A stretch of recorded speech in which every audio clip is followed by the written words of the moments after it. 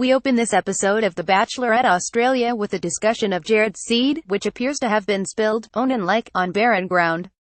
His potted love plant just won't sprout and he suspects rightly foul play. To rub salt in the wound, he reads out the single date card and it's for that charming, seemingly likable, note obviously psychologically disturbed, pub-owning multimillionaire blowin' Stu. Pretender. Stu could definitely be a threat, Jared says in voiceover. Given the bunch of numbnuts he's up against, I'd say the rest of them ought to just pack their bags and go home now. Mac is fretting. He and Blake are the only ones who haven't yet had a date, and what with all the other blokes here, I can't see my opportunity happening. Ah, poor little sad sack Mac. Sophie Monk as a unicorn on The Bachelorette Australia. Photo supplied as he waits for Sophie to turn up. Stu reveals their fleeting pre-show history. They met a year ago. He invited her out on his boat. She didn't go. Apparently, he's been fretting ever since. Going on The Bachelorette was his obvious next move, so much easier than texting or calling. This may be the biggest gamble of my life, he says. But I'm here chasing happiness. Sophie turns up on a boat. A very big boat. Actually, let's call it a small ocean liner. I'll see your boat date, and I'll raise you one. They have a little getting to know you chat. Turns out they've both got two sisters and a brother. OMG, and they're each the second oldest. Double OMG, they chat about their working lives, and they have so much in common it's like they're practically the same person. It's like looking into a mirror. Sophie Monk on her date with Stu Laundry. Photo 10. I might work for 6 weeks or 2 months, and then I have the rest of the year off, says Sophie, patron saint of the underemployed and overpaid everywhere. I'm very similar, says Stu. I try and do deals and I have a lot of time in between. They're just a pair of regular working stiffs, and they're just made for each other. OMFG, they see dolphins.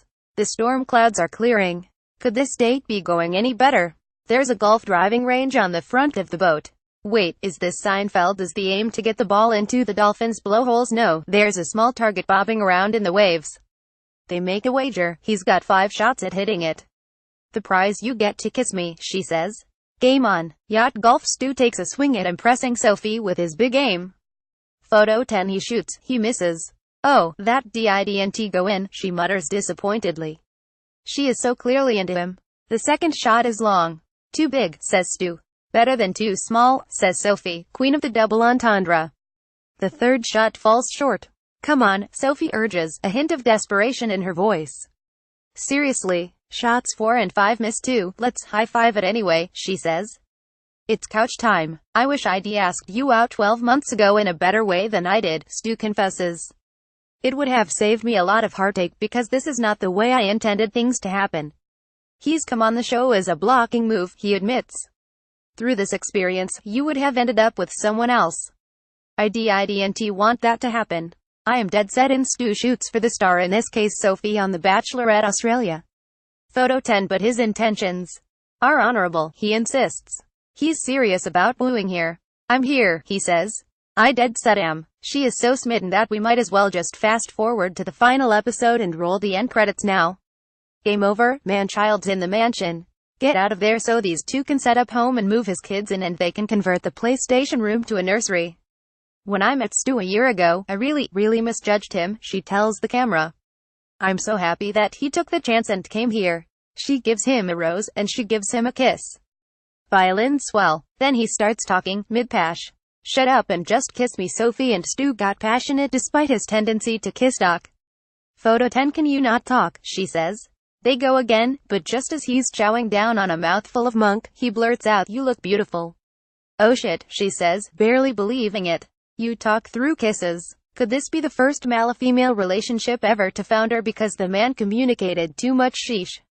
After the ad break, it's group date night at Chez Soph. I thought we'd have the perfect night in, she says as she greets her 9 remaining boyfriends at the door. I thought we could make Mexican, play games, and put on some onesies, the kids table all for one and onesies for all on The Bachelorette Australia. Photo 10. Sophie claims she has more of these Alan-owned animal costumes at home than she does shoes. I don't even think she's joking. She's dressed as a unicorn, which probably means she's a replicant. Blake is an elephant, with a weird trunk penis on his head, which probably means, well, you know what it means. It suits him, says Jared. Much innuendo was made of Blake's elephant trunk being on his head. Photo 10. Captain Sirius heads into the kitchen to prepare dinner with AJ, the pro chef, while everyone else heads outside to drink and chat with Sophie. Once again, CAPNS has opted for duty rather than fun, and Soldier Boy wants a medal. If only Sophie would notice. Outside, Sam wheels out his best old codger voice and impersonation of 44-year-old Stu, and everyone has a right old chuckle. Except Jared, who is fuming. Sophie wants to have an adult conversation, he says. How can she have an adult conversation with the kids on the couch? Can I just say, if there is a sillier sight than an angry man in a giraffe onesie, I have yet to see it. One angry giraffe and 200 childish faces. Jared continues to fume on The Bachelorette Australia. Photo 10. Sophie arrives with a bowl full of questions. Goody, a parlor game. First question: who has the biggest crush on Sophie? Crowdsourced answer: Mac.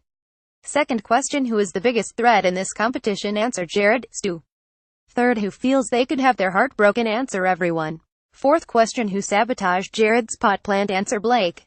Everyone knows it. Sam says it, but Blake keeps denying it. He'll piss on your plant again. I mean, what? Blake puts the blank into blanket denial. Photo 10. I think these boys are missing the point, says Stu of the spat between the grumpy giraffe and the elephant with a penis on his head. I just don't think it looks great. Now here's Sophie with another game. She produces an artifact from the childhood years of each of her suitors.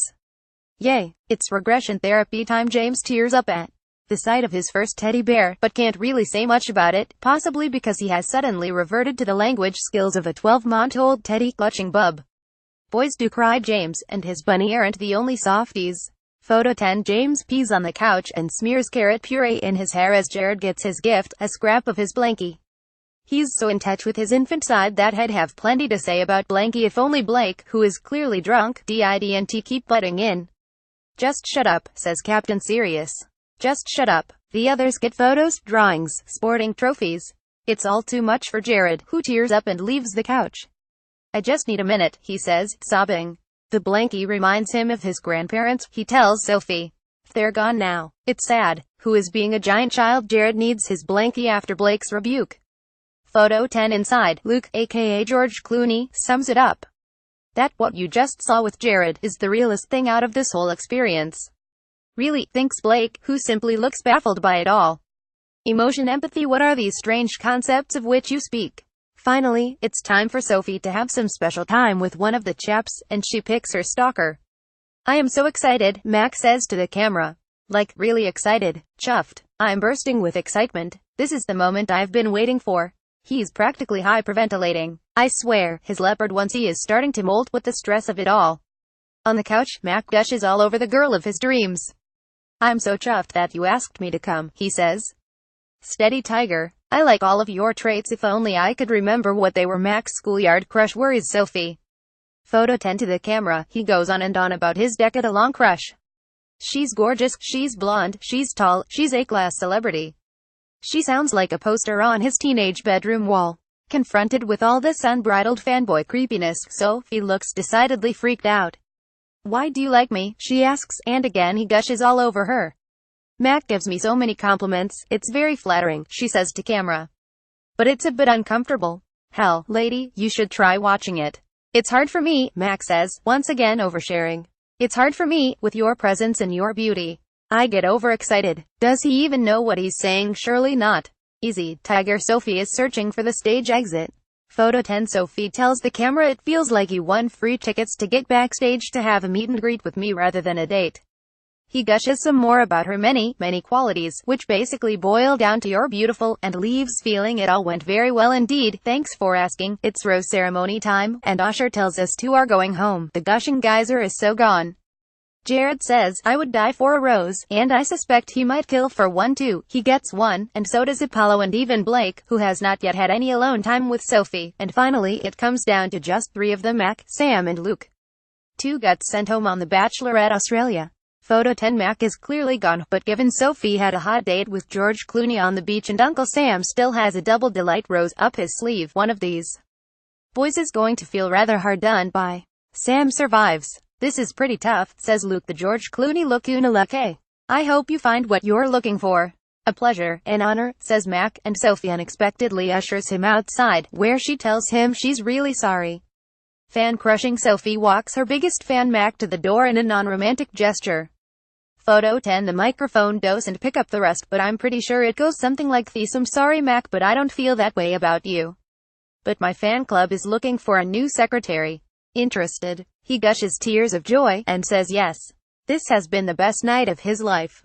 Facebook Carl Quinn Journalist Twitter @Carl Quinn Podcast The Clappers